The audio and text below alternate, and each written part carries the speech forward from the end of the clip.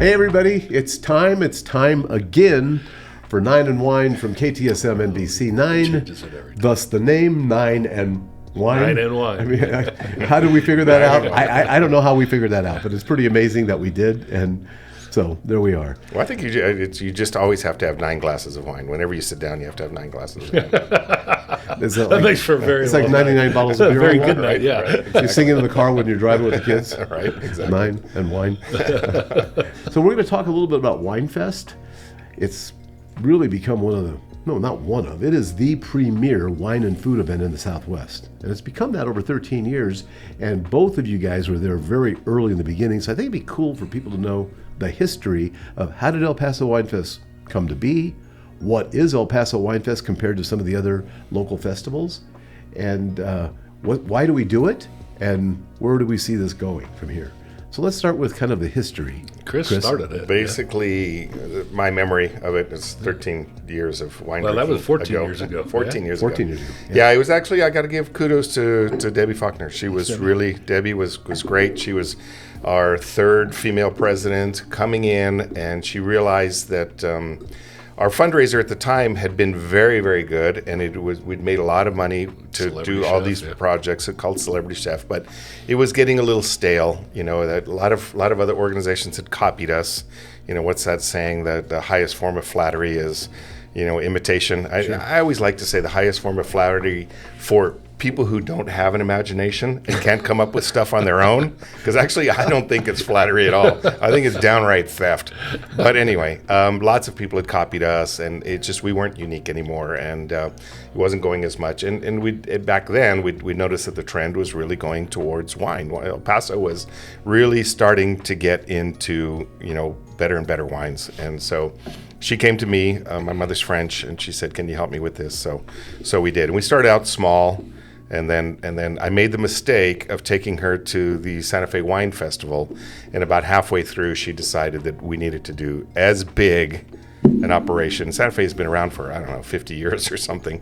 And sure enough, she was really the instigator. She was the spark. She was the fire that got us going on all of this. And was it called the Wild West Winefest? It was. That was the first name, right? The Wild West Winefest. And, I loved the logo. Was really great, but it really, wine and West, really, there was no real connection there, and it needed to be El Paso Winefest, plain and simple. But yeah, we started small, and I remember, even when we got big, we had something like, I think, 50 wineries show up. And now the first year? Was that the first year? The first big year. The first big year, we had, I think, 50. We had 50. And we've grown now to 150. Wow. So it's I cannot get over, I cannot explain this enough, that this is a serious wine fest. Nothing comes close. Nothing, and I love all the local guys. They're great and everything, but we're bringing in wine. We had winemakers from Lebanon, Spain, France, Italy. They come all that way. California. Yeah, there was California for sure. But Texas too. There's Texas and New Mexico. Vic's been out, and we've had La Viña out for years, and so it's a good collection of everything. But we get some excellent wines. There was one station last year, and I don't like to really focus on that because they'll drink all the wine, and it's not really fair to the others. But I think their cheapest bottle on their table was $85. Whoa. Yeah, their most expensive one was $250. This is being given out for free. Yeah.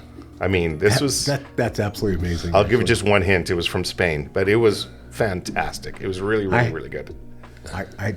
I visited that table. As a matter of fact, how many times did you visit that table, Andy? They call it hovering.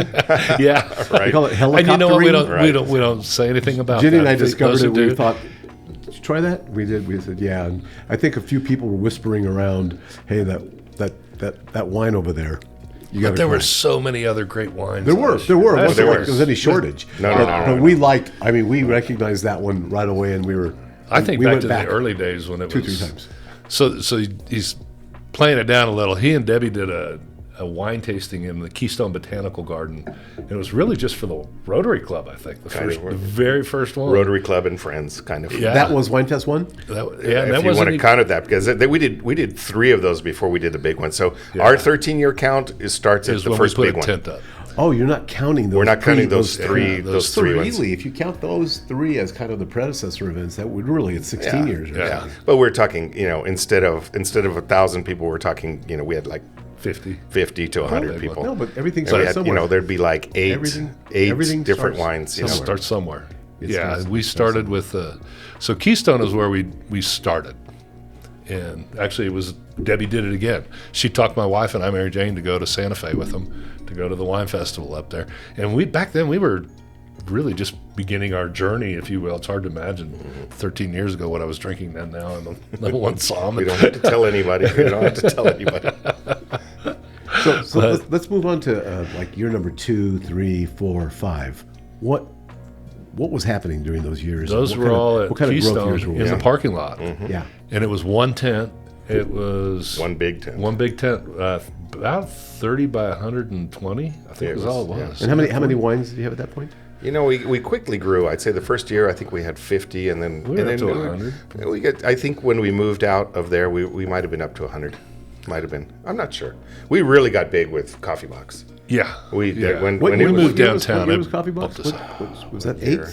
8th? I was chairman that year. 8th? Do I don't know. you remember? It would have been our 6th year. So 6th year around. Yeah. So that would have been What- number 7? What yeah. we outgrew at Keystone was the parking. Yeah. If you all have ever been there, it's an excellent place. It's a wonderful place. It was Beautiful built, venue. built by the Rotary Club and the Junior League together in cooperation, and it's actually a jewel. It's a fantastic thing. It's just that when you put up the tent in the parking lot, guess what? You have no more parking. Yeah. So we used to we have were parking the dirt lot. Yeah, across we had the way. sheriff's posse would come out with their horses and park. We had the a wagon. cars We had a and- covered wagon Yeah, out there. yeah. It was neat. so But we props, outgrew our parking, is what we we outgrew. outgrew that. So we transitioned from the first couple of internal events that were Rotary Club promotions, really. Which were inside. Yeah. Inside The botanical garden, and then we transitioned to outside into the parking lot. And we were there, 2-3 years? Now I think we were No, we were there 4 years? 5 years. 5 I years? think. yeah, outside, And then we transitioned to the Coffee Box, right? To the parking lot adjacent. right. And we stayed there for 2 years, didn't we? No, Four. four Were more we there years 4 at years? least. Yeah. Well, time flies when you're having fun. Well, we does. expanded. We started just in the parking lot, and then we moved out into Main Street. That's right, In that's front right. of San Jacinto Plaza, and we did that a couple of years, and then we moved to our current location, And our Which current is- location which is- is downtown at which Main is Street, Main and just Mesa. across the street. Yeah, we Yeah. make a big cross. Well, I like our location now better than any place it's ever been. Oh, it's amazing. It's Everyone Wonderful everyone location. likes it. It's a fabulous location, easy to find. easy walking. Yeah, I mean, it's very Beautiful. convenient. We have lots of breathing room. Finally, We do. We do. And the shape of the space going down the street both ways, right. but with perpendicular lines. I mean, Exactly. that's pretty nice. Right. It's shaped like a big X. By the way, was there always 25 or so restaurants, or did you not start with restaurants? No, in we the early started when we first did it. I think my goal was to get 12, and we used to pay them to be there, which is hard to imagine because the marketing opportunity they have for the amount of. And we had 300-400 people, and then we grew to about 700. When we moved into across the street there, we're over 1,000. This year we're gonna probably get close to 2,000 plus our volunteers. Our volunteers another 200. What's the biggest or one of the most significant challenges that you faced developing a wine fest of this magnitude in 13 years? I think one of my biggest challenges is the pushback we get from the ticket price. There's lots of regulations and there's just lots of hoops to grow, and we've grown. So I mean, just setting the place up, it's a lot of logistical work. It's really, really hard. But the fact that we have bottles that range from $50 to $150. I mean, these are great wines, and the food is excellent. I mean, really picture Best restaurants in town are there. Picture the 25 best restaurants in El Paso, and you're eating all of that for free. Is the pushback we get on the ticket price? I mean, first of all, this is a fundraiser. We're trying to do good things for our community with it. We're trying to make a little bit of money to do good things in El Paso. Nobody makes a dime Nobody puts one penny into their pocket. This is all for charity. I mean, it really is. Nobody No, it gets kind of paid. works the other way, I think. For sure. For sure, there. absolutely. I mean, if you added up the hours we put into this, and we're all Well, I professionals. know we're all making less than minimum wage. Oh, for sure. I know for a For fact that sure. we're making less than minimum wage. I Right. know we are. They keep But promising me that dollar raise, or that zero raise, or whatever. Which begs You know, the question: they why get would a the raise Rotary for Club just nothing? have a big bake sale and really get rich? Right, for sure. But a lot of people think that the regular price to get in is $125. $125, and I would just like to explain to everybody that for $125, I will guarantee you're going to put over $200 in your mouth. Oh yeah. You are easy. Between the wine easily. and the food, easily. Yeah. You're gonna put $250 in your mouth and try things that you could never try anywhere else. And the experience is just so great. But yeah, okay, it's $125. But it's a great thing, $125. And one of the things I love most about that experience is that you don't get to just taste wine very often. You're in the supermarket and you see that bottle of Duckhorn on the top shelf and it's $85 and you're wondering, gosh, is it really? I know it's special. It's Valentine's Day. Should I really splurge? I don't even know what it tastes like. Well, you come out to the Wine Fest. You get to taste, 152 wineries times 4? So that's 600 possibilities of tasting. Please don't try and drink them all. Yeah, of we course. give you a free Uber ride home, but But nobody gets to do that. Nobody gets to just taste and there's- decide whether they like that wine or they don't like that wine, or whether they think that price for that wine is worth it to their palate or not. I mean, you rarely get to do this. It's a very, very unique situation. But I do think that all the other price wine is- festivals around here, they're restricted to either wines that are strictly from their state or from their winery. Right. And honestly, we probably have that stuff there if you want to taste it. No, we're world-class wines. We're wines from all over the world, right? From all over fine the wine world. making No doubt. areas. I mean, Yeah. But Mike's got a great point. I mean, most other wine fests around here, you're going to taste all the wines of New Mexico, which is a very small percentage of Right. of wines in the world, right? Or you can come to our place and taste wines from all over the everywhere. world. yeah, I'd say one of the big differences. And you is won't that have to these pay other- for your food. And that's what I think a lot of people don't realize. When I sit down and actually talk to people who've been to other festivals, they were like, I can't believe I don't have to pay for anything when I got here. Well, the local festivals, because they're selling wine and they're selling food. they're selling those food are and really they're more getting cheeseburgers promotional and smoked turkey outdoor wings. events with a band and like that. And that's not like we do have music, but that's got not what music. we're about. We are about tasting fine wines from throughout the world. It's a whole different experience. It is not like Absolutely. any of the local That was festivals Chris's at all. passion It in the is beginning. Not like that at all. Which I'm glad you had that passion because it's helped us develop into what's become a very, very credible. And we serious struggled with wine the fest. distributors in the beginning. They wanted to bring what was already popular. And Chris would tell them, no, this is your opportunity to get something else in front of people and raise the palate of the people in El Paso. Well, he raised mine, that's for damn sure. Well, I will. It is kind of it really worked. Tongue in cheek. In a way, it was very selfish. It's a selfish thing, Chris yeah. Lane was being very selfish to himself, and that was, I wanted better wine in El Paso, and this helped me. If I could help educate, 1,000 people a year to what better wine is, then they're going to ask for it and they're going to support it. And when it comes into town, they're going to buy it. And when they go to a restaurant, they're going to buy it because they've tried it with us and they know that it's worth it. And And I think we have raised the palate. oh, there's no We doubt. have And raised I'm the taking I'm taking full credit for that, by the way. and you deserve it because you and Deb making this all happen, and then all of the many, many hundreds of volunteers that have contributed. Hundreds. I mean, we have hundreds of volunteers each year that work their butts off making this the event that it is. So it's pretty amazing, and that kind of brings up kind of the next thought. And Mike, maybe you should address this, having formerly been the president of the Rotary Club of El Paso. Yeah. Tell us about the connection between Winefest and the Rotary Club, and why this is such besides it being a great cultural event and a lot of fun, why is it great for the community? Rotary's probably one of the worst secrets out there. People don't realize how big and how great Rotary is. Rotary's over 1.2 million members, 35,000 clubs around the world. We're just one of 8 clubs in El Paso. And every club is autonomous and does their own thing. We have a passion for wine and for bringing up the quality of life in El Paso. And we feel that this is a way to do that. And at the same time, raise some money to keep in town. So all this money stays here in town for our projects.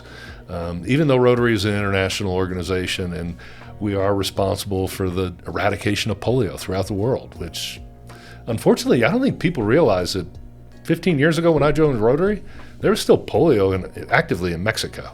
Right. The only place you find it now is in Pakistan and Afghanistan because of the wars. So internationally, we're doing great things with clean water and bridges to prosperity for people in different countries that are impoverished. But here in town, we take care of our own. We built a RotaCare clinic. It's a free healthcare clinic that's open every Saturday that we partner with Texas Tech. No questions asked, just free. Just walk in the door. We've been giving scholarships for years, open scholarships, $7,000 scholarships to EPISD school students. And recently we transferred it over to UTEP, and they're managing that for us because it got so difficult to manage. So we got a foundation that's funding that. We've got two fully endowed scholarships at Paul Foster School of Medicine. There's 2 students locally every year that go to Paul Foster School of Medicine, full ride, $125,000. That was funded by the Rotary Club of El Paso. That's what Celebrity Chef and the Wine Festival and our fundraisers do for our town. Don't we also do ramp build? Ramp builds every month, and we invite people to come help us build these ramps. We go out and build ramps for handicapped folks that if they don't have the ramp, they have to call an ambulance to go to a doctor's appointment to do anything basic. Probably the most memorable one I did was a few years back, and I know A.C. Sanders wrote an article about it. There was a girl who had MS, and she was confined to her wheelchair. And we built this little ramp on their trailer, and she came out in her wheelchair, and it still chokes me up thinking about it, because she's up and down the street in her wheelchair, and she says, "You gave me wings. I can fly now." That girl was like 18 years old and trapped in her home for 18 years, except for when somebody could pick her up and carry her out. I think I would have cried. And she just cruised. And all these guys are standing around. We just worked all day, and we were bawling like babies watching this kid run up and down. We've got wounded warriors that we've helped. I mean, it just and what about a 100-year-old event? When I say 100-year-plus event, our Christmas party has been going on for over 100 years. Started out with the Women's and Orphans, and it's evolved to the Head Start kids. That's over 4,000 kids every year, even during COVID. Got a stocking full of goodies, Never missed a year. World War I, World War II, COVID, never missed a year. Vietnam? Never missed a year.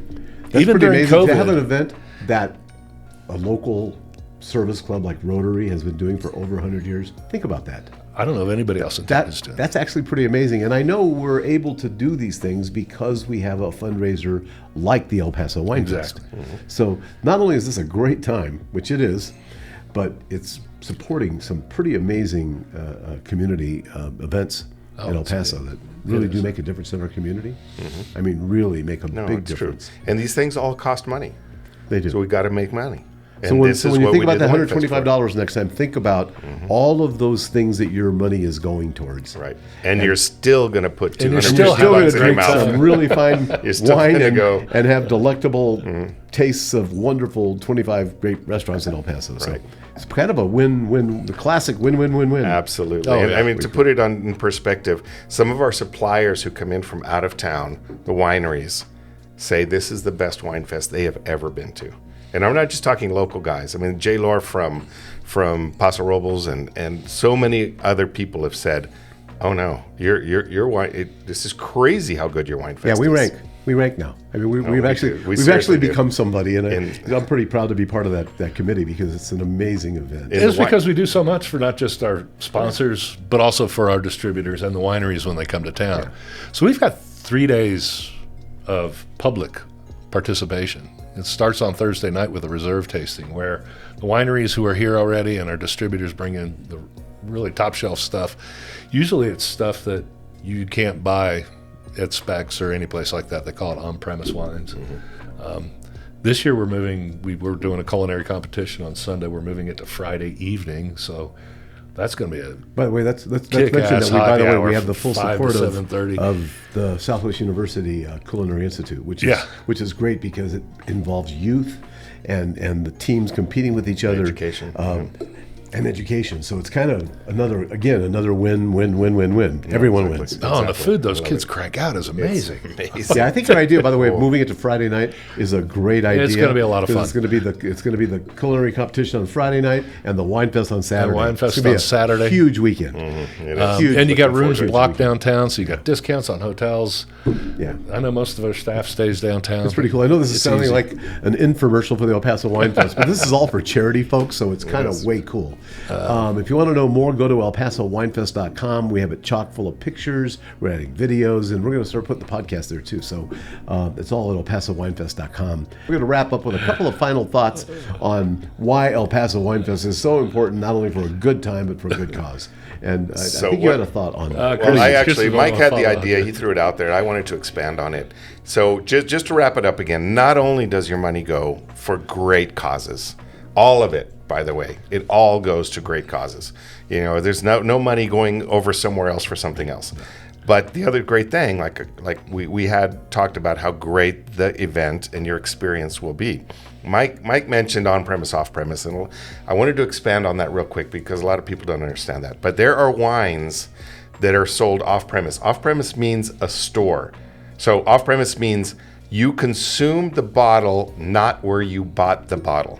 That means off the premises of where you bought it. So on-premise means a restaurant. You consume the bottle on premises of where you bought it, which is a restaurant. There are lots of great wines. The best wines, actually, the most expensive wines in El Paso, I would venture to say, are on premise. You can only find them, and I mean the four Grand Cru Burgundies that exist in El Paso are all sitting over at Cafe Central. They're $4,000 a bottle, and there's nowhere else to buy them but there. That's okay. I get it. But my point is that some of the best wines, the majority of the best wines in El Paso are sold through restaurants, which means on premise. Many of those wines are brought to the El Paso Wine Fest. So not only do you get to taste all these different wines, we're not just talking about what's on the top shelf of your liquor store where you like to shop, but we're talking about restaurants. So you can't go and buy this bottle of wine. You have to go to the restaurant to buy that bottle of wine. Sure. And pay their markup And on pay it. their markup. So you get to taste many, many, many wines that are what are called on-premise wines. So you can't get them, and you get to taste them. Not only do you get to taste them, but you have the opportunity to buy them as well, which you don't have that opportunity anywhere else. Yeah, that's a nuance that people... We probably, as we're promoting El Paso Wine Fest, don't spend enough time promoting that we concept. do. You can't do this at any other wine fest that I've been to, and I know you've been to a lot more than I have. Buying wine, that's true. But that just the on premise. I want to drive that nail home. Very important. It's really important because you can't buy these wines. You can't taste these wines unless you go to restaurants and pay their markups. Or come to El Paso Wine Come Fest. to El Paso Wine Fest, where all your money goes. How convenient for us to, And it's all to going end to- on that note. All your money goes to a good cause. Hey, it's been great. Appreciate both of you so much, and appreciate NBC9 for having 9 and Wine as part of their app and their YouTube channel, and we'll have it at elpasowinefest.com as well. So it's all cool, and really appreciate you both, and appreciate everybody who was supporting El Paso Wine Fest and supporting 9 and Wine. Thank you so much for joining us, and we'll see you next time. I'm going to see you at the fest. Cheers. See you at the Cheers. fest. See you at the fest.